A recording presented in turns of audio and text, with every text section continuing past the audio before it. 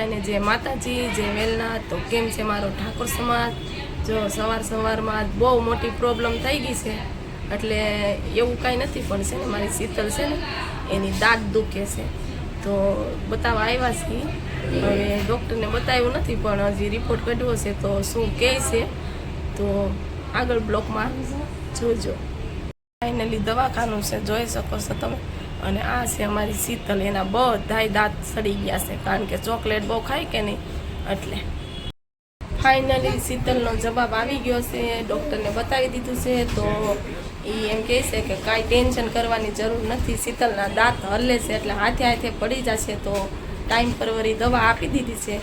તો તમે જોઈ શકો છો, શીતલને ગળ્યું ઠંડુ ખાવાની સાવ ના પાડી દીધી છે, ને દવા જો અહીંથી આપે છે, તો ફાઇનલી જોઈ શકો છો।